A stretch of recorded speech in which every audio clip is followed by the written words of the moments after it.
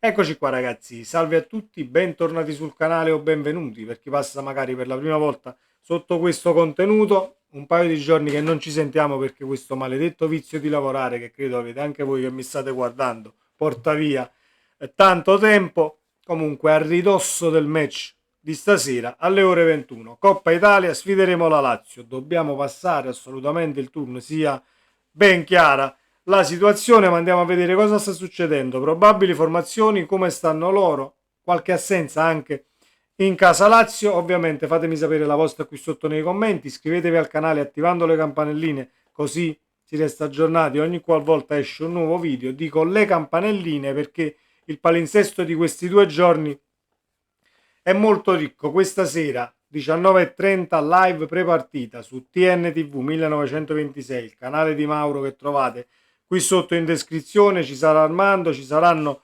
tanti ospiti e quindi si farà il prepartita sul canale di Mauro. Io non sarò presente perché tornerò a casa a ridosso del fischio d'inizio, ma faremo una live post partita domani qui sul canale tra le 16:30 e le 17, quindi attivazione delle campanelline in questo caso è fondamentale per ricevere poi la notifica nel caso volete seguire le live. Detto questo, vi ho fatto una testa di chiacchiere con tutte queste informazioni, ma doverose. È la volta degli ottavi di finale di Coppa Italia. Il Napoli di Antonio Conte affronta in trasferta la Lazio di Marco Baroni. Statistiche. Negli ultimi 5 incroci di Coppa Italia tra Napoli e Lazio, gli azzurri non hanno mai vinto. 3 sconfitte e 2 pareggi. Inoltre, i biancocelesti hanno sempre superato gli ottavi di finale del torneo nelle ultime 13 stagioni. Nel periodo, nel periodo diciamo, di queste 13 stagioni nessuno ha fatto meglio, eccetto la Juventus. Il Napoli, dopo aver vinto la Coppa Italia nel 19-20, solo una volta ha superato gli ottavi di finale 20 e 21, dunque i partenopei vengono da 3 eliminazioni consecutive agli ottavi. Noi ce le ricordiamo molto bene, Frosinone, Cremonese e Fiorentina. Certo che le ricordiamo.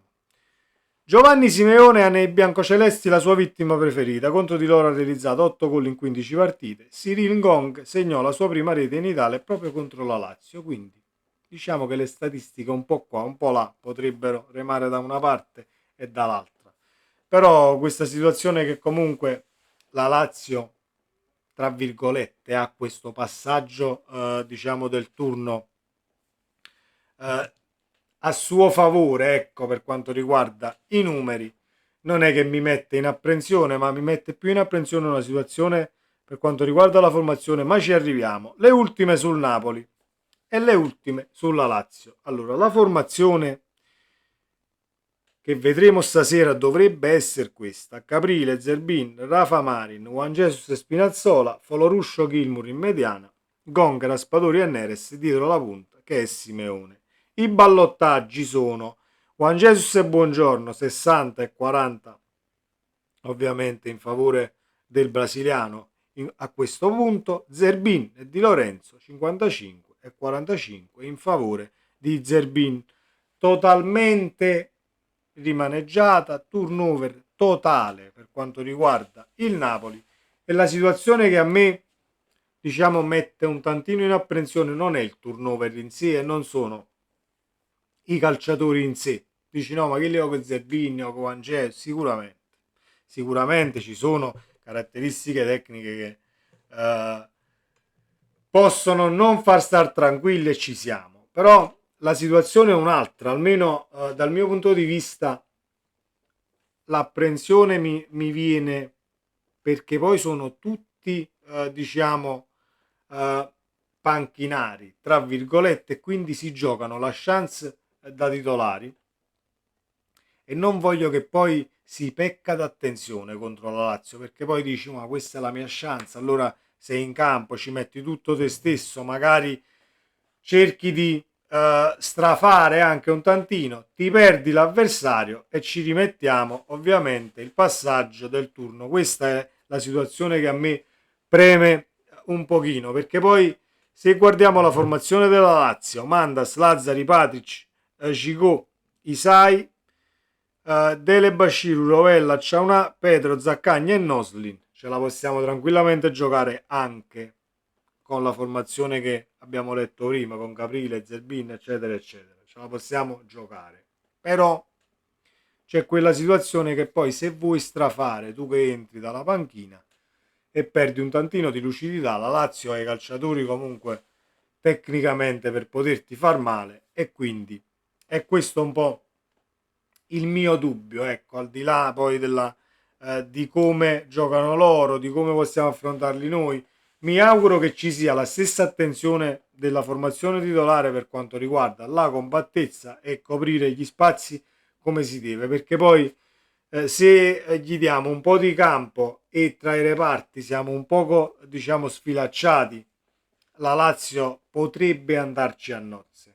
Voglio usare il condizionale perché per me non esiste stasera non passare il turno, non può esistere, ma non può esistere non perché no, la Coppa Italia la dobbiamo vincere, assolutamente no, appunto perché come abbiamo letto le statistiche prima, ma possiamo mai uscire sempre agli ottavi, cioè Fiorentina, Cremonese, Frosinone, è ora di invertirlo un tantino questo trend. C'è una cosa però in casa Lazio, alcune cose in casa Lazio che vanno assolutamente sottolineate.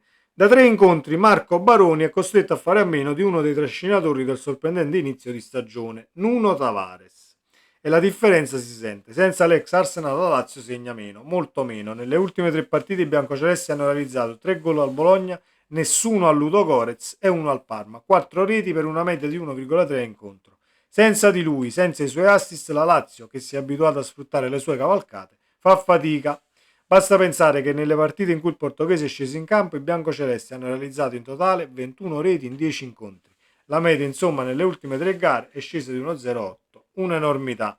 Al di là dei numeri in sé, chi ha visto le partite della Lazio, io ne ho viste abbastanza, Nuno Tavares è un'assenza, diciamo, eh, che pesa tantissimo per quanto riguarda lo scacchiere di Baroni e per quanto riguarda come la Lazio va in porta. Quindi sfruttando quella catena su quella fascia e creando molte volte la superiorità numerica. Poi c'è un Nuno Tavares che non si ferma praticamente. Quando gioca sono 90 minuti avanti e indietro. E fa male e ti fa male soprattutto poi quando ti stanchi un tantino e perdi lucidità, perché almeno le partite che ho visto della Lazio io ho potuto notare l'applicazione del calciatore e la lucidità che ha poi per tutti i 90 minuti o 70, 60, 80 che siano se viene sostituito, sempre sul pezzo e sempre la scelta giusta, quindi assenza che a noi fa piacere. Ovviamente non è che mancano uno Tavares e diciamo vabbè allora abbiamo vinto la partita, manca fosse Maradona, però per quanto riguarda l'aspetto tattico e come Baroni stava andando in rete, così come dice anche l'articolo che ho appena letto, è un'assenza direi fondamentale. Speriamo di passare il turno perché la live di domani la voglio fare appunto per una vittoria. Ovviamente analizzeremo anche nel caso la sconfitta, mi auguro di no, ma saremo qui comunque domani tra le 16:30 e le 17 in live con i nostri ospiti ad analizzare ciò che è stata poi, ciò che sarà stata la partita di stasera. Fatemi sapere la vostra qui sotto nei commenti, iscrivetevi al canale, il palinsesto ve l'ho detto all'inizio del video, seguite i canali, attivate le campanelline così ricevete le notifiche e non vi perdete praticamente niente. Sempre Forza Napoli e sotto col passaggio del turno. Ciao.